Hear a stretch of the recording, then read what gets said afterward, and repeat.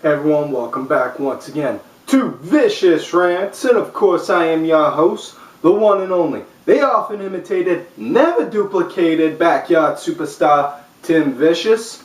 And well, it's that, well, it's about that time of the month again, and no period jokes, so all you feminazis out there don't need to go and get all up in arms because of that. You need to get all up in arms now because I'm making a feminazi joke.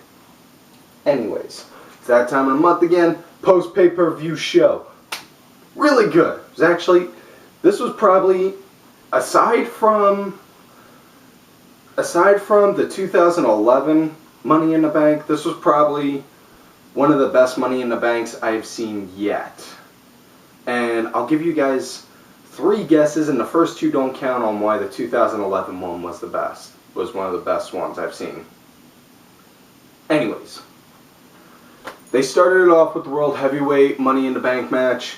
Really didn't matter on that, but the thing that wound up throwing me off more than anything, they gave Ambrose and Van Dinglehopper, or Van M. Night Shyamalan Ding Dong, or Fan Butcher, Baker, Candlestick Maker, whatever you want to call them, the jobber entrances. I mean, it was just a little, what? But anyways, that was a really good match, really good, nice, tight, solid match. Like I said, the guys that I wanted to win, unfortunately, well, one of the guys that I did want to win did win. I didn't actually expect to see him win, but Sandow won that match. It was a really good, tight, solid match. If anything, one of my favorite parts had to be when was seeing Fenn, insert joke here, getting his ass handed to him by pretty much everyone. Seeing Cody just go all out ballistic. First hitting the crossroads on Fenn, I slept with your mom, and then countering the wasteland off of Barrett, and then hitting the crossroads on him. And also seeing Dean Ambrose skin the cat on the ladder. And I never even would have thought that could have been possible until I saw that. That and seeing Ambrose do like Terry Funk and put the ladder over his face and then go whirlybird style like a helicopter. That was beautiful. And the fact that the crowd acknowledged that was like an ECW move, I was just waiting for them to start doing a Terry Funk chant. But they didn't. Not a problem. Sandow won that match. Very impressed. Can't wait to see him cashing in. But if he doesn't, it's not going to be a problem. But moving on. Other match, the women's title match for the Divas Championship. AJ and Caitlyn, not that bad. It was really good. That's on how, excuse me.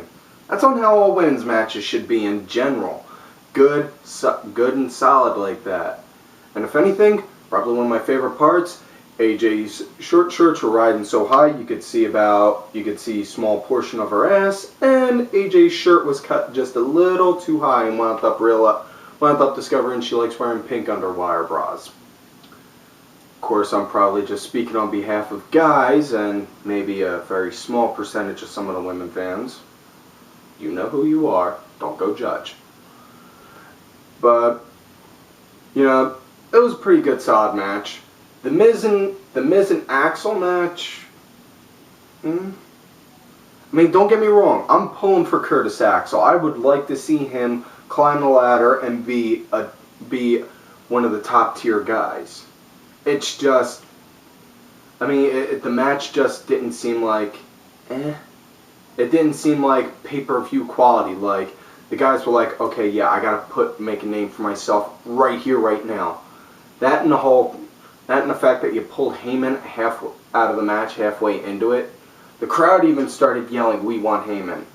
And for the love of God, it was Philadelphia. in that town, Heyman could kill his own mother right in front of an entire audience of wrestling fans. Everyone would just look and be like, I didn't see nothing, if the cops asked. In the Philadelphia, New York area, Heyman is like a level, I'm pretty sure like a level or so below God as far as it comes in wrestling. But anyways, didn't watch the pregame show tag match. Still kind of mad that they kind of just are like, it's like they're trying to play down the Shield now, you know. But alright. But anyways, the WWE title match, Cena versus Henry. What a surprise! Cena won. Honestly, though, I didn't really expect to see it as Henry tapping out. I'd have figured he'd have like tried to go all ballistic and try and slam Cena through a table or through a barricade and have the ref declare it a no contest. But you know, it is what it is. The crowd gave a nice decent pop for Henry. They did the obvious sexual chocolate chants. I love my hometown of Philly. We never forgive or forget. And Cena, he got the traditional "you suck," and I am just waiting for when they start doing "you suck dick" chants to him. Because, I mean, if you're able to get an ECW crowd to chant "you suck dick" to Kurt Angle, you can get a pissed off Philadelphia crowd to chant "you suck dick" to John Cena. And I challenge the production team to try and block that out. But anyways, on with the main event, the WWE Money in the Bank match. In which case, I was actually relatively impressed at the fact that they had the starting and closing matches be both Money in the Bank. It's the gimmick pay-per-view. They had the beginning and the end focus on the gimmick itself. That was nice. Very good, very impressive. Like the way you guys were working on that one. Now, with that one, it was good. It was nice to see RVD come back. He got as good of a pop as you would expect from Philadelphia, you know. All the other guys, the one guy that wound up pretty much getting booed like crazy was Sheamus. Everyone else, they got decent pops. Punk came out to a crowd that was just as loud for Van Dam, you know. And it was a good, solid match. I was actually relatively surprised that not that Heyman would screw Punk, but that he would do it like that, more so. Because I figured he was gonna have Lesnar come right out of nowhere, plow through everyone, or what seemed like everyone, and then take out Punk last, and and then during that time have one of the guys go and grab the case, and that was that. Orton won that. Yeah, I can go with or without on that, so long as Orton's going to go heel again, because as a babyface, he's about as bland as the paint behind the wall, as the paint on the wall here. The follow-up Raw was really good, Coming out with Maddox, that was nice. Brooklyn crowd, they fall under the ECW crowd. So I can't just say Philly's on ECW crowd only. Gotta give it to the South New York area. You guys know what you're talking about when it comes to wrestling. Love yous for it. You're part of the ECW family, basically. But anyways, they gave a nice crowd. They gave a nice pop to Maddox. They gave, had nice, decent matches. I mean, there was a couple matches. I was like, really? What's the point on that? One being the whole, whichever Bella has the small boobs versus Cameron or Naomi, whichever one of them. All I remember is Naomi spells Imone backwards. And she did a leapfrog ass splash on the one of the Bellas, and that was the end of that match. That one I could have gone without. But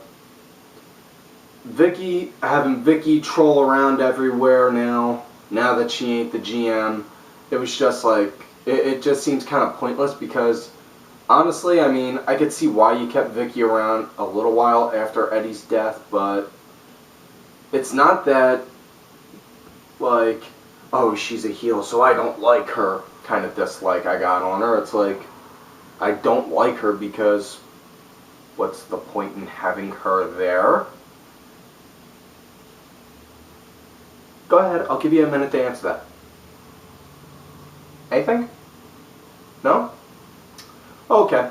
Well, that one wasn't all that good. Having the Shield come out, attack Henry, that was pretty decent. That's an obvious giveaway that they're going to have Henry do a face turn now.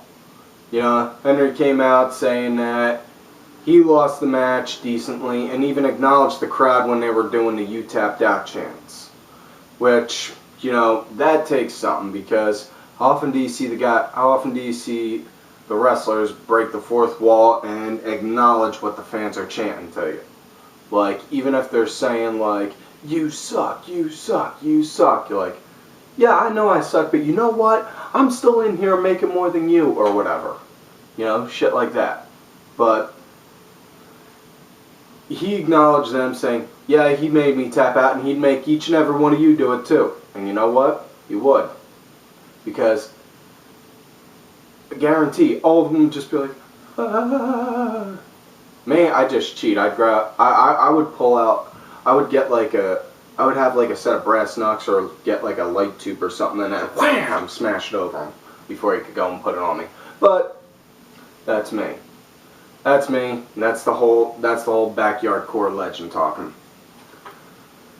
Shield coming out doing that. They got a really good pop from them, considering last time they were in the Brooklyn area, they were still getting massive heat from the crowd. But then and probably the best match of the night was definitely Jericho versus Van Dam on Raw. You had two ECW originals going at it, and it was a very good, solid match. It was like a 22 or 25 minute match. I was rarely impressed with the fact that they gave them that much time, and I know they did that because the CM Punk and Paul Heyman segment went a couple minutes longer than what they wanted. So they just they nixed the one match that they were going to have that night and said, you know what, we'll save that for this Friday on SmackDown. Sorry for the spoilers. Not really, but they gave Van Dam and Jericho that extra time, and that was really well needed, and the fans really loved it. The fans really loved it. I really loved it. Everyone that I talked to on Twitter really loved it. Really can't argue on that. And then at the end, Cena. Cena cutting a promo saying who he's going to pick to challenge him for the title at SummerSlam. News on this came back. News on who was going to challenge him came out way back in like the middle, in like end of May. That it was going to be Bryan. And here's the thing. Bryan, there are a couple guys that you just know that, like, okay, yeah, why isn't he going for the title? They should give it to him. Give him the ball, run. Give him the ball and see on how far he can go with it. There are a couple guys like that need it. Daniel Bryan's one of them. Mark Henry deserves that title because he's been with the company for about 20 or so years, or for about 15, maybe 20 years. And I don't care what the fuck any of these kids go and say, like, oh, just leave, Henry, just leave. No, fuck you guys. He even said he took a 50% pay cut and was still working. At any point in time during his time with WWE, he could have jumped ship. He could have worked for Ted Turner when they were still around. He could have wound up jumping and working for Dixie. But he never did. And you know why? He stayed loyal. And he's getting buried, basically. He got a handful of title shots thrown at him, and that was it. How fucking fair is that? You know? You know?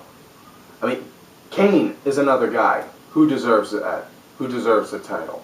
He was given the title. He was given a title shot when he was feuding with Austin. First blood match. It's really good. Really good match. I remember watching it live when I was a kid. Because that was also the night Mick Foley fell from the Hell in a Cell onto the table and through the mat. But fact is, they had the rematch the next night, and Kane dropped it to him.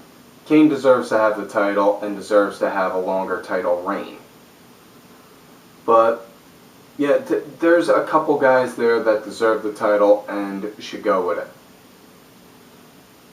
Yeah, Bryan's one of them, and the crowd wound up even yelling the whole time to Cena, Daniel Bryan, and yes, yes, yes.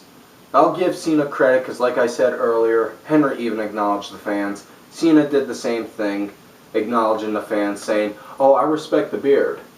But you could have just cut that promo short instead of saying, will it be this guy? Will it be that guy? Will it be that guy? Or will it be this guy? No, come on, just go and say it. And then you know what? Improv. Go from improv from there. Say, I pick him, and then go and say, whoa, don't go thinking all high and mighty of yourself now because I just picked you. You know why I picked you? Because you can do this or this or this, and then you guys can start up your promo fights beforehand. You know? It's an idea. But on an unrelated note, one thing I was impressed with, they opened up, the WWE did, they opened up the Performance Center, in which case, isn't it kind of ironic? A couple episodes ago, I mentioned WWE should have a school so that way they can shape and mold their own guys. And what did that Performance Center show, aside from the actual, physio and physical therapy areas? Strength training, weight areas, rings, so that way they can go do drills and such. And an area where the guys can go and work on their characters. That sounds like something I suggested before. So could it be that they're actually starting to listen to this? Maybe. Who knows? If they are, I'm glad. Either way, it's a good idea to have a Performance Center there. Here's hoping that they do good with it. Hell, who knows? Maybe even one day I can head to Florida and try the place out myself. But, anyways, that's about all the time that we got for this one. I'm going to wrap this up, so make sure you guys do like you normally do. Like the video, subscribe to the channel, go back, watch all the other episodes. Actually, before I forget, I just remembered somebody actually did send a question to me earlier, and I'm not going to say who, you all know. You should know if you're watching. Got asked, what if pro wrestlers wound up wrestling animals? Well, it would be like seeing Vladimir Putin wrestle a bear. Or me with my last girlfriend. Scary times. Scary times. I still have scars from that night. Anyways, like the video, subscribe to the channel, go back, watch all the other episodes. Look for me on Twitter at TimVicious. And make sure you guys check out all of these cool ass cats right here on Twitter.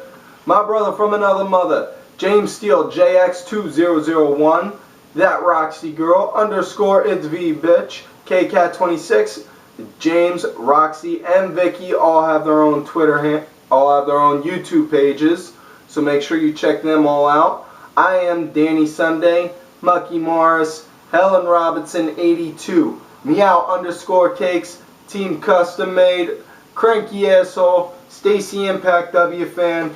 Stace, honestly, I don't know what's going on with Impact, but if maybe you talk to anyone in there, I know you talk to a lot of the guys there, so maybe you can wind up having somebody screw their head on right because they're losing a lot of talent fast. Legion Lady Aaron and Legion of Nerds, make sure you guys also check out Simply Sabrina Wrestling with Subtitles, and you go on legionofnerds.com, and if you love me, great. You hate me, fuck yous.